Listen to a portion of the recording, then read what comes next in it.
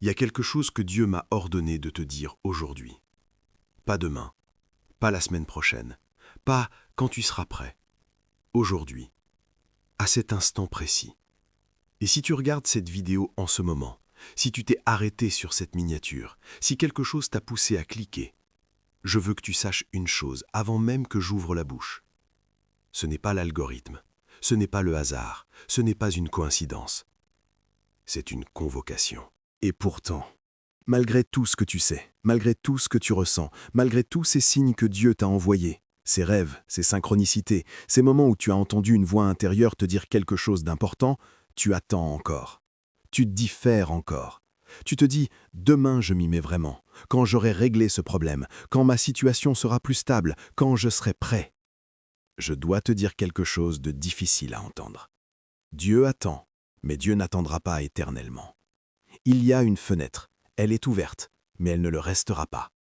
Dans les prochaines minutes, dans ce message que Dieu m'a chargé de te transmettre, je vais te révéler exactement pourquoi tu es en retard, ce que ce retard te coûte vraiment, ce que les signes que tu as ignorés signifiaient et surtout comment tu peux encore rattraper ce que Dieu a préparé pour toi.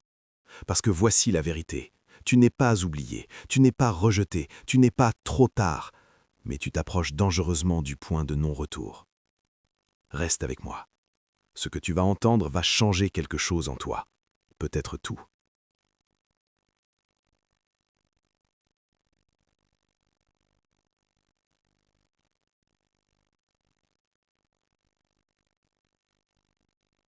Avant qu'on parle du retard, avant qu'on parle de la fenêtre qui se ferme, avant qu'on entre dans ce qui fait mal, je dois établir quelque chose de fondamental avec toi. Je dois te dire exactement qui tu es, parce que tout le reste dépend de ça. Parce qu'un chosen one qui ne sait pas qu'il est choisi ne peut pas marcher dans son appel. Il peut avoir les dons, avoir la vision, avoir les capacités et rester paralysé parce qu'il n'a pas intégré l'identité qui porte tout le reste. Le mot chosen one, l'élu, est souvent utilisé à la légère dans notre culture. On l'associe aux films d'action, aux héros de fantasy, aux super-héros de cinéma. Et du coup, beaucoup de gens l'entendent et pensent automatiquement « ça ne peut pas être moi, je ne suis pas spécial, je suis juste une personne ordinaire ». Mais voici ce que la Bible dit sur le sujet, et je veux que tu l'entendes profondément, pas juste intellectuellement. Éphésiens 1, 4. Il nous a élus en lui avant la fondation du monde, pour que nous soyons saints et irréprochables devant lui. Avant la fondation du monde. Avant que l'univers existe, avant que tes parents naissent, avant que la planète Terre soit formée, Dieu t'avait déjà choisi. Il avait déjà une vision pour ta vie. Il avait déjà un plan, une mission, un chemin tracé spécifiquement pour toi et pour toi seul. Ce n'est pas de l'orgueil que de le croire, c'est de la foi. Ce n'est pas de l'arrogance que de l'accepter, c'est de l'obéissance. Alors, comment sais-tu que tu es concerné par ce message ? Comment sais-tu que tu n'es pas en train d'écouter quelque chose qui ne te concerne pas ? Voici les 4 marques du Chosen One. Écoute-les attentivement, non pas pour te comparer aux autres, mais pour te reconnaître toi-même. Première marque, tu as toujours eu le sentiment d'être différent, pas supérieur, différent. Comme si tu percevais une couche de réalité que les autres ne voient pas. Comme si certaines questions spirituelles t'habitaient depuis l'enfance, d'une façon qui semblait disproportionnée par rapport à ton âge, à ton entourage, à ton contexte. Tu posais des questions que les autres enfants ne posaient pas. Tu ressentais des choses que tu ne savais pas expliquer. Deuxième marque, tu as connu des souffrances qui semblaient injustes, excessives, incompréhensibles. Des pertes, des trahisons, des passages à vide profonds, des moments où tu as crié vers Dieu et où le ciel semblait de fer. Et pourtant, tu es encore là. Tu as survécu à des choses qui auraient détruit d'autres. Cette résilience inexplicable, elle n'est pas de toi. Elle vient de ce que Dieu garde pour te préserver jusqu'à l'accomplissement de ta mission. Troisième marque, tu ressens un appel, une traction, quelque chose qui te tire vers plus, vers Dieu, vers la mission, vers quelque chose de grand que tu ne sais pas encore nommer complètement, mais que tu sens viscéralement, comme une faim que rien de ce monde ne peut vraiment rassasier. Quatrième marque, tu procrastines sur cet appel depuis trop longtemps. Et cette procrastination te coûte de la paix, parce qu'une âme qui sait qu'elle est appelée et qui n'agit pas ne peut pas être en paix. Elle se distrait, elle s'anesthésie, elle consomme, mais la paix profonde lui échappe. Si tu t'es reconnu dans une ou plusieurs de ces marques, ce message est pour toi. Tu es exactement là où tu dois être. Continuons. Je vais être direct avec toi maintenant. Peut-être plus direct que tu n'en as l'habitude dans les messages spirituels que tu consommes habituellement. Parce que la gentillesse sans vérité n'est pas de l'amour, c'est de la lâcheté. Tu es en retard. Je ne dis pas ça pour te condamner, je ne dis pas ça pour t'accabler ou pour ajouter de la culpabilité à ce que tu portes déjà. Je dis ça parce que c'est la réalité, et que la réalité, même quand elle fait mal, est la seule chose qui peut réellement te libérer. Un médecin qui ne te dit pas que tu es malade pour ne pas te blesser n'est pas un bon médecin, c'est un meurtrier doux. Alors voici la vérité que les messages feel good ne te disent pas. On nous a appris, et c'est souvent bien intentionné, que la grâce de Dieu est infinie, que sa patience est sans limite, que peu importe combien de fois on tombe, combien de fois on s'éloigne, il sera toujours là pour nous accueillir. Et c'est vrai, la grâce est infinie, la miséricorde est inépuisable. Mais ça ne veut pas dire qu'il n'y a pas de saison, ça ne veut pas dire qu'il n'y a pas de fenêtre, ça ne veut pas dire que les opportunités ne restent pas ouvertes éternellement sous la même forme. La Bible est pleine d'exemples de personnes qui ont raté leur saison, pas leur salut, leur moment. Moïse a attendu 40 ans dans le désert avant que Dieu l'appelle. Mais quand Dieu l'a appelé depuis le buisson ardent, il y avait une urgence, une mission précise, un peuple à libérer. Et quand Moïse a tergiversé, « Envoie quelqu'un d'autre, Seigneur, je ne sais pas parler », la Bible dit que la colère de Dieu s'est enflammée contre lui. Dieu est patient, mais la patience de Dieu n'est pas de l'indifférence. Voici maintenant ce que le retard fait concrètement à l'âme d'un Chosen One qui n'a pas encore répondu à son appel. Premièrement, il crée une dissonance intérieure chronique. Tu sais ce que tu devrais faire, tu sais que tu es appelé à plus, et pourtant tu ne le fais pas. Cette contradiction entre le savoir et le faire crée une tension psychologique et spirituelle qui se manifeste par de l'anxiété sourde, un sentiment de vide diffus, une fatigue existentielle, même quand ta vie objective semble bien se passer. C'est peut-être le signe final, la dernière invitation avant que la fenêtre ne commence à se fermer. Et la question n'est plus de savoir si tu as reçu des signes. Tu le sais. La question est, que vas-tu faire maintenant que tu ne peux plus prétendre ne pas les avoir vus? Écris 777 dans les commentaires pour briser le sceau du silence spirituel. Activer ta réponse à ces signes que tu as reçus. Il y a une question que beaucoup de Chosen Mans portent, une question qu'ils n'osent pas toujours formuler à voix haute, parce qu'elle leur semble dangereuse, impie, présomptueuse. La voici. Si Dieu m'a vraiment appelé, pourquoi est-ce qu'il semble parfois si silencieux? C'est peut-être ta question. C'est peut-être la raison secrète pour laquelle tu attends encore, parce que tu te dis, si c'était vraiment Dieu qui m'appelait, la route serait plus claire, les confirmations seraient plus évidentes, je n'aurais pas autant de doutes. Un vrai appel ne ressemble sûrement pas à autant d'incertitudes. Laisse-moi te répondre avec l'histoire des hommes que Dieu a le plus utilisés. Abraham a attendu 25 ans entre la promesse et l'accomplissement. 25 ans de silence relatif. 25 ans de questions sans réponse claire. 25 ans de « Est-ce que j'ai vraiment entendu Dieu ?» Joseph a reçu un rêve prophétique à 17 ans. Un rêve magnifique, lumineux, plein de grandeur. Sa famille allait s'incliner devant lui. Une destinée royale l'attendait. Et puis, qu'est-ce qui s'est passé? Ses frères l'ont jeté dans une fosse. Il a été vendu comme esclave. Il a été emprisonné injustement pour un crime qu'il n'avait pas commis. Des années de ténèbres totales après une parole de lumière éblouissante. David a été oint roi par le prophète Samuel alors qu'il était encore adolescent. Une onction publique, visuelle, sans ambiguïté.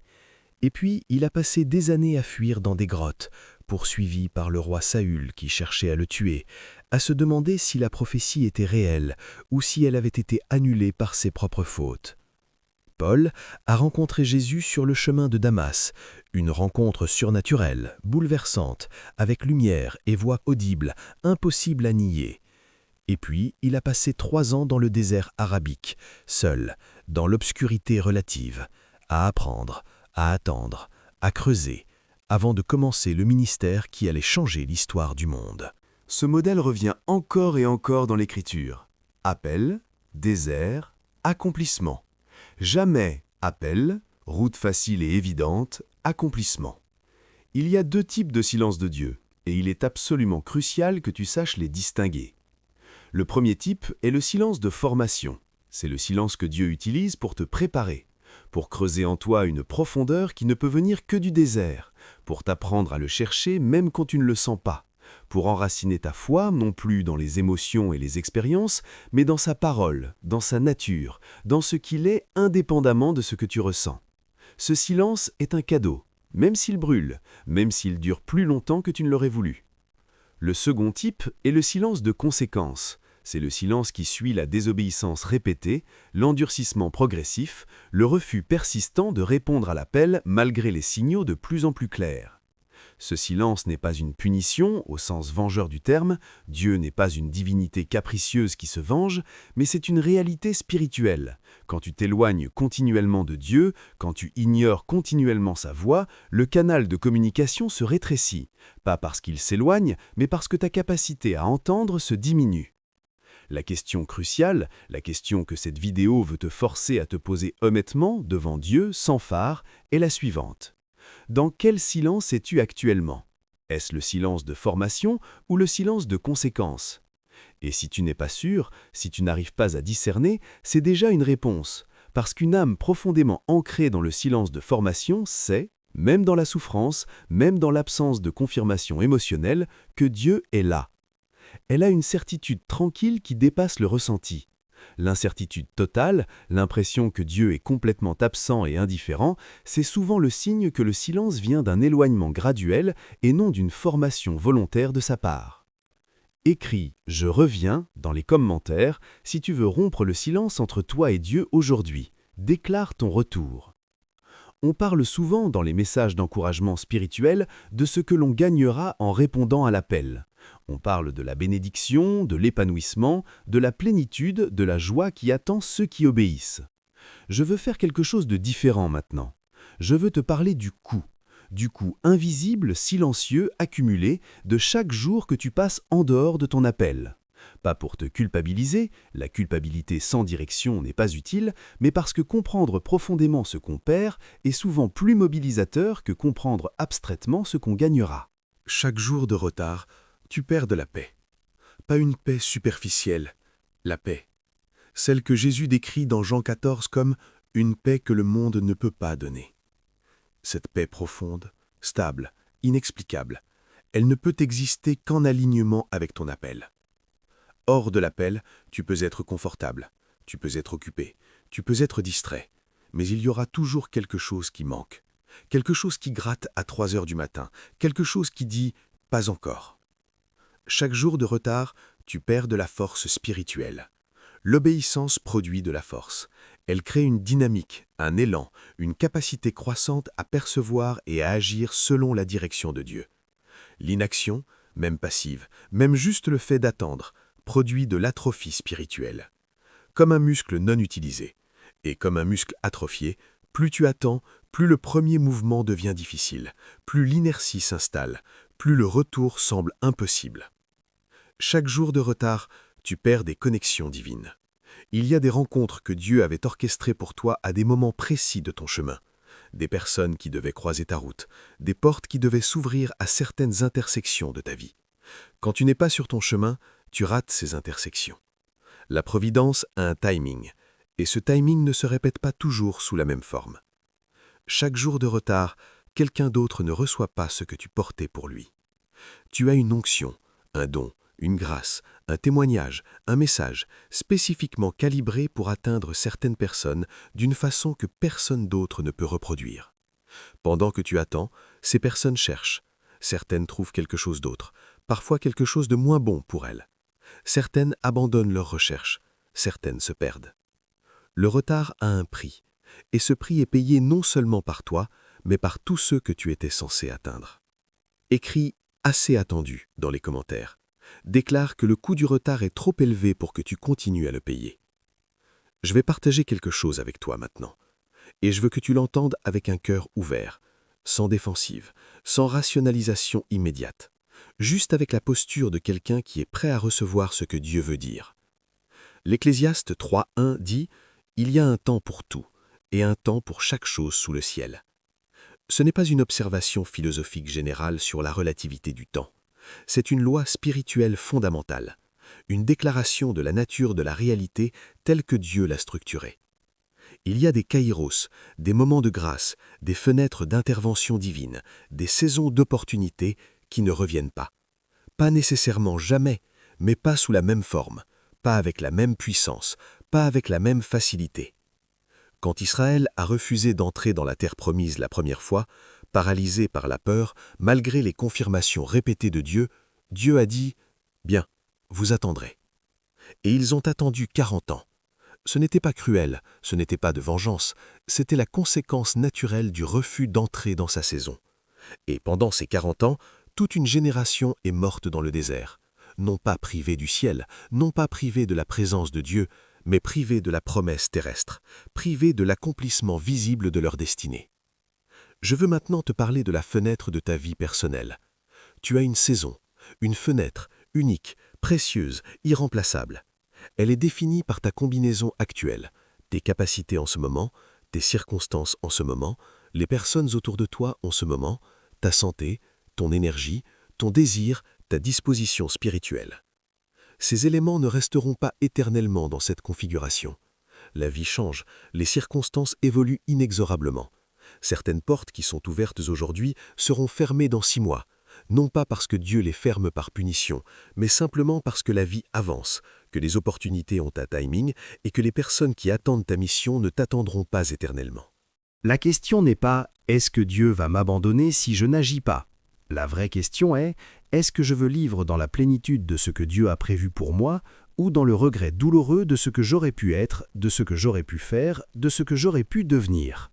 La fenêtre est ouverte, aujourd'hui, en ce moment précis où tu regardes cette vidéo. Mais les fenêtres ne restent pas ouvertes éternellement dans leur forme optimale. Et toi, tu le sais déjà. Écris « J'entre » dans les commentaires, déclare publiquement que tu choisis de franchir la porte pendant qu'elle est encore grande ouverte. Assez parlé du problème, assez parlé du retard, du coût, des fenêtres, de ce que tu perds. Parlons maintenant de la solution. Parce qu'un message spirituel qui identifie le problème sans donner de chemin pratique n'est pas un message complet, c'est une accusation. Et ce n'est pas ce que je veux pour toi. Voici comment tu réponds à l'appel. Maintenant, concrètement. Pas d'une façon mystique et inaccessible réservée aux super-héros spirituels, d'une façon que tu peux commencer aujourd'hui, à l'endroit précis où tu es, avec ce que tu as en ce moment. Étape 1. Reconnaître. La première étape est la plus simple en apparence et la plus difficile dans l'exécution. Reconnais que tu as été appelé. Pas peut-être, pas probablement, reconnais-le. Dis-le à voix haute si tu peux, là où tu es, maintenant, je suis appelé, je suis choisi, j'ai une mission. Quelque chose se passe dans le domaine spirituel quand tu articules avec ta bouche ce que Dieu a décrété sur toi. La confession, au sens biblique du terme, homologue un, dire la même chose que Dieu, est un acte créateur. Elle brise une résistance, elle déplace quelque chose dans l'invisible. Étape 2, revenir. La deuxième étape est de revenir à la source, avant la stratégie, avant le plan d'action, avant les 5 étapes et les 10 habitudes. Il y a une relation. Et si cette relation s'est refroidie, si le lien s'est distendu, si la communication est devenue intermittente et superficielle, la première action n'est pas d'agir pour Dieu, c'est de revenir à Dieu. Trouve 30 minutes par jour, pas pour faire des choses spirituelles, pas pour remplir une liste de pratiques dévotionnelles, juste pour être avec lui, sans agenda, sans liste de demandes, juste « Me voici, Seigneur, je suis revenu. Parle, ton serviteur écoute. » Étape 3, obéir au premier pas. Il y a une chose que Dieu t'a déjà dit de faire, une chose précise, concrète, spécifique, que tu n'as pas encore faite. Tu la sais, elle est là dans un coin de ton cœur depuis des semaines ou des mois ou des années. Elle n'est pas mystérieuse, elle n'est pas floue, elle attend simplement que tu cesses de la repousser. Ce serait peut-être d'appeler quelqu'un, d'écrire quelque chose, de commencer ce projet, d'arrêter cette habitude, de reprendre cette habitude, de parler à cette personne, de prendre cette décision que tu repousses, de demander pardon à quelqu'un, de tendre la main vers quelqu'un. Je t'exhorte, avec toute la sincérité de ce message, à faire ce premier pas aujourd'hui. Pas demain, pas quand tu seras prêt, aujourd'hui. Étape 4. Trouver une communauté. Tu ne peux pas marcher seul. L'isolement est l'un des outils les plus efficaces que l'ennemi utilise pour neutraliser les Chosen Ones.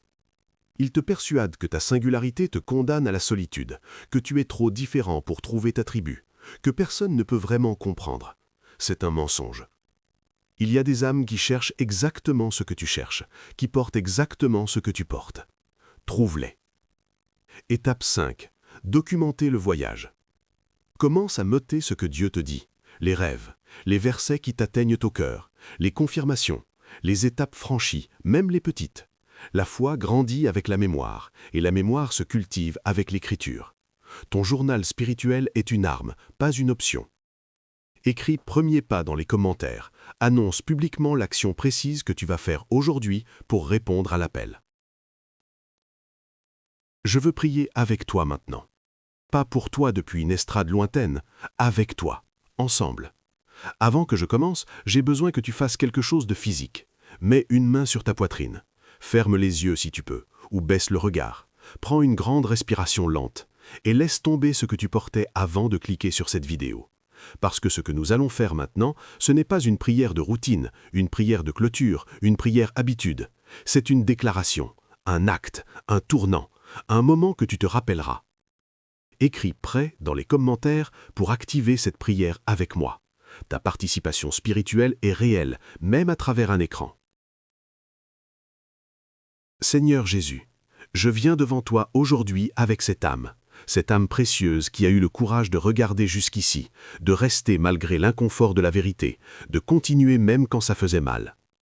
Je déclare sur elle, maintenant, ce que tu as dit et décidé avant la fondation du monde, elle est choisie, elle est appelée, elle a une mission qui ne peut être accomplie par personne d'autre sur cette terre, une mission pour laquelle tu l'as préparée à travers chaque joie et chaque blessure de son histoire. Brise aujourd'hui, Seigneur, tous les verrous spirituels qui ont retenu cette âme en arrière. Toute peur de l'échec, qu'elle soit brisée maintenant, en ce moment, au nom de Jésus. Toute peur du regard des autres, qu'elle soit brisée maintenant. Tout doute sur ta voix, sur ta réalité, sur ton amour personnel et inconditionnel pour elle, qu'il soit brisé maintenant. Toutes blessures anciennes qui lui fait croire qu'elle n'est pas digne, qu'elle n'est pas capable, qu'elle n'est pas assez, qu'elle soit guérie maintenant. Ouvre ses oreilles pour entendre clairement. Ouvre ses yeux pour voir la direction que tu lui montres. Donne-lui le courage d'obéir au premier pas, même si elle ne voit pas encore les suivants. Car tu es le Dieu qui éclaire un pas à la fois le chemin de ceux qui te font confiance. Et rappelle-lui, Seigneur, chaque soir quand elle se couche et chaque matin quand elle se lève, dans les moments de doute et dans les moments de clarté, cette vérité qui ne changera jamais. Tu es avec elle, tu ne l'as pas oubliée. Sa saison n'est pas passée, sa fenêtre est encore ouverte, et tu l'aimes d'un amour qui ne peut être mérité ni perdu. Pour ceux qui reçoivent cette prière avec un cœur qui croit, reçois maintenant, au nom de Jésus, une impartation de foi fraîche pour la prochaine étape, un réallumage de la flamme, un renouvellement du premier amour. Au nom de Jésus, Amen. Écris « Amen » dans les commentaires si tu as reçu cette prière dans ton cœur. Tu n'es plus le même qu'au début de cette vidéo. On est arrivé à la fin de ce message. Et je veux te laisser avec quelque chose, non pas un sentiment qui va s'effacer dans les prochaines heures, non pas une émotion qui durera jusqu'à ce que la vie reprenne son rythme ordinaire, mais une vérité que tu pourras relire, réécouter, rappeler à ton cœur les jours où tu douterais à nouveau. Quelque chose s'est passé pendant cette vidéo. Tu sais ce que c'est, tu l'as senti. Peut-être un frisson, peut-être des larmes qui sont montées sans que tu les invites, peut-être simplement une conviction tranquille qui a pris de la place dans ta poitrine et qui refuse de partir. Ce quelque chose, c'est Dieu qui a répondu à ta présence ici. Ce quelque chose, c'est le début, pas la fin, le début. Tu n'es plus dans le même endroit spirituel qu'il y a 50 minutes. L'information que tu as reçue aujourd'hui t'a rendu responsable d'une façon nouvelle. Et ça, ce n'est pas un fardeau, c'est une grâce. Voici la règle finale. Voici le message que je veux que tu emportes dans ta semaine, dans ton mois, dans ta saison. Être choisi ne te rend pas parfait. Être choisi ne te protège pas de la souffrance, du doute ou de l'échec. Être choisi ne signifie pas que la route sera facile. Mais être choisi signifie que tu n'es jamais seul, que chaque pas que tu fais vers Dieu, même le plus petit, même le plus hésitant, même le plus imparfait, est rencontré par sa présence, que ta fenêtre est encore ouverte, que ta mission n'est pas annulée, et que le Chosen One qui répond à l'appel, même en retard, même imparfaitement, même avec des tremblements dans les mains, est infiniment plus grand que celui qui attend indéfiniment dans la peur du premier pas. Si ce message t'a parlé, fais une chose maintenant, une seule. Prends cet espace comme ton espace de croissance spirituelle. Abonne-toi, active les notifications. Reviens chaque fois que tu as besoin d'être rappelé de qui tu es, de ce pourquoi tu es là et de ce que Dieu continue de faire dans ta vie malgré les retards, malgré les doutes, malgré les détours.